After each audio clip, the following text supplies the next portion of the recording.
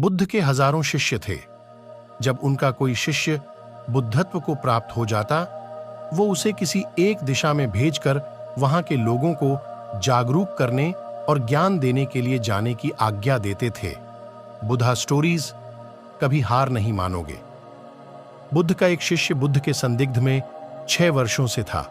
वो एक दिन महात्मा बुद्ध के पास आया और बुद्ध से कहा, हे बुद्ध, मुझे आपके पास है। 6 साल हो गए।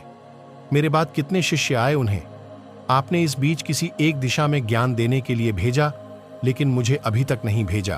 क्या मुझे अभी तक बुद्धत्व प्राप्त नहीं हुआ? बुद्ध मुस्कुराए और बोले, यह तो तुम्हें खुद समझना होगा कि तुम्हें बुद्धत्व प्राप्त हुआ है या नहीं। शिष्य बोला, हे बुद्ध, आपने मुझे इन 6 सालों में जो भी उपदेश दिया, मुझे वो सब याद है। आपकी बताई एक बात मुझे याद है। आप मुझसे भी पूछ सकते हैं, मैं आपको हर उत्तर देने के लिए सक्षम हूं। आप मुझे एक मौका तो दे, ताकि मैं किसी भी दिशा में जाकर लोगों को आपके ज्ञान के बारे में भी बता सकूं। बुद्ध ने कहा, ज्ञान की बातों को याद रखने से कुछ नहीं होता। जब तक आप उसे अपने आचरण में ना लाओ, जब तक आप किसी भी चीज को अपने आचरण में नहीं लाओगे, तब तक आप दूसरों को नहीं कह सकते कि वो उसे अपने आचरण में लेकर आए। शिष्य ने कहा, जो भी हो, कृपया आप मुझे एक मौका दे। आप मुझ पर भरोसा रखें। मैं सभी को अपने ज्ञान से प्रभावित कर सकता हूं। मैं लोगों को ऐसी बातें बता सकता हूं जिससे उनके जीवन में शांति आएगी और वो शांतिपूर्ण अपना जीवन जी सकेंगे। बुद्ध ने कहा, अभी तुम तैयार नहीं हो। जब तुम तैयार हो जाओगे, मैं तुम्हें खुद सही मार्ग पर जाने के लिए कहूंगा। शिष्य ने कहा, क्यों बुद्ध, आपने मुझे इन 6 वर्षों में मन को इतना भी ज्ञान नहीं दिया काल में जिससे मैं लोगों को भविष्य में न प्रभावित कर सकूं। मन को वर्तमान क्षण बुद्ध ने कहा केंद्रित करें। ठीक है, तुम पूर्व दिशा की तरफ जाओ। वहां तुम्हें एक गांव मिलेगा। उससे तुम भिक्षा मांग कर लाओ और वहां के लोगों को अपने ज्ञान से मदद करना। कल सुबह तुम वहां अकेले जाना और शाम को आकर मुझे बताना तुमने कैसे वहां के लोगों की मदद की।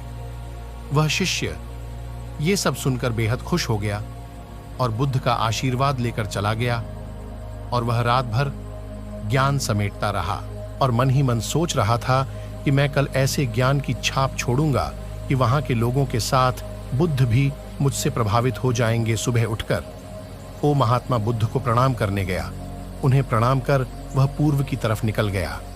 शाम को जब वह वापस आया तो बुद्ध ने देखा कि उस शिष्य के माथे पर चोट लगी है और खून बह रहा है। बुद्ध ने उसे पट्टी की और पूछा, तुम्हें यह चोट कैसे लगी? शिष्य ने कहा कि बुद्धि, वहां के लोग बेहद दुष्ट हैं। उन्हें जरा भी बुद्धि नहीं है। मैं उस गांव में भिक्षा लेने गया, पर किसी ने मुझे भिक्षा नहीं दी। सब मुझे गालियां दे रहे थे।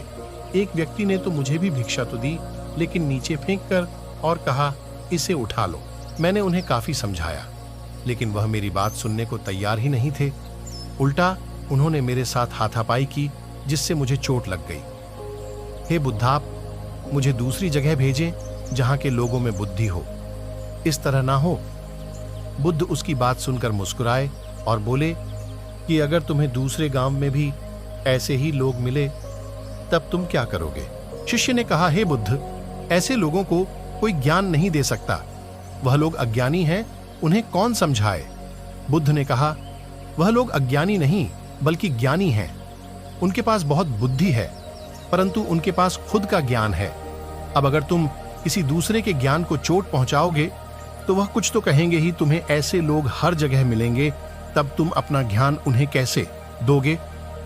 बुद्ध ने शिष्य को कहा कि आज तुम आराम करो, कल शाम को मेरे पास आना। शिष्य बुद्ध को प्रणाम करके चला गया। अगली शाम जब वह वापस बुद्ध के पास आया, तब वहां एक और बुद्ध का शिष्य मौजूद था। उनके हाथ में चोट लगी हुई थी। बुद्ध ने उस शिष्य के हाथ पर चोट देख उस पर पट्टी की और उस शिष्य से पूछा कि तुम्हें यह चोट कैसे लगी? शिष्य ने कहा, हे बुद्ध, आपने पूर्व के एक गांव में मुझे जाने के लिए कहा था, वहीं मुझे यह चोट लगी। बुद्ध ने कहा, वहां तुम्हारे साथ क्या क्या हुआ, तुम मुझे बताओ। शिष्य ने कहा, हे बुद्ध, वहां पर मैंने सबसे भिक्षा मांगी, लेकिन किसी ने मुझे भिक्षा नहीं दी। एक व्यक्ति जिसने भिक्षा दी थी, उसने भी वह मुझे जमीन पर फेंक कर दी और कहा, उसे उठा लो। मैंने चुपचाप उसे उठाकर अपने पात्र में रख लिया और उसे कल्याण का आशीर्वाद दिया।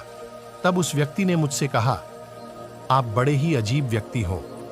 मैं आपका अपमान कर रहा हूं और आप मुझे आशीर्वाद दे रहे हैं। मैंने उनसे कहा कि आप धनी हैं, आपने मुझे दान दिया है, इसलिए मैं आपको आशीर्वाद दे रहा हूं। फिर वहां से मैं आगे गया तो कुछ लोगों ने मुझे वहां से जाने के लिए कहा। उन्होंने मुझे कुछ अपशब्द कहे और मुझ पर कुछ पत्थर फेंके, जिससे मुझे चोट लग गई। जब मैं वापस आ रहा था तब मैंने एक माँ को रोते हुए देखा। वह अपने बीमार बच्चे को लेकर चिंतित थी। मैं तुरंत जंगल से जाकर उसके लिए जड़ी बूटी ले आया, लेकिन वहां के लोग मुझे जड़ी बूटी देने नहीं दे रहे थे। फिर मैंने उनसे विनती की कि वह मुझे उस बच्चे का इलाज करने दें। उसके बाद वो जैसा कहेंगे मैं ठीक वैसा ही करूंगा। फिर जिस व्यक्ति ने मुझे भिक्षा दी थी, उसने गांव वालों को समझाया, तब उन्होंने मुझे उस बच्चे को जड़ी बूटी लगाने दी। उसके बाद वह बच्चा ठीक हो गया। फिर गांव वालों ने मुझसे अपने किए गए अभद्र व्यवहार के लिए क्षमा मांगी और मुझे धन्यवाद कहा। फिर मैं वहां से वापस आ गया। हे बुद्ध, आपसे एक विनती है। उस गांव के लोग बहुत भोले भाले और सीधे हैं। क्या मैं रोज उसी गांव में जाकर भिक्षा मांग सकता हूं? ये सभी बात वो पहला शिष्य भी सुन रहा था। उसने यह सुनते ही बुद्ध के चरणों में गिरकर कहा कि हे बुद्ध, मैं समझ गया हूं कि अभी मैं उस लायक नहीं हुआ कि दूसरों को ज्ञान दे सकूं। बुद्ध ने कहा, हमें बाहर वैसे ही लोग दिखाई देते हैं जैसे हम भीतर से होते हैं। जब तक हम स्वयं को नहीं बदलते, तब तक हम किसी को भी नहीं बदल सकते। खुद में परिवर्तन करना बेहद जरूरी है। कोई भी बात बताने से पहले उसे आचरण में लाना बेहद जरूरी है, क्योंकि आचरण में लाई हुई चीज को बताना, समझाना बहुत आसान होता है और उसे लोग बेहद आसानी से अच्छे से समझ पाते हैं। दोस्तों, आपने क्या सीखा, इस पोस्ट से जरूर बताएं।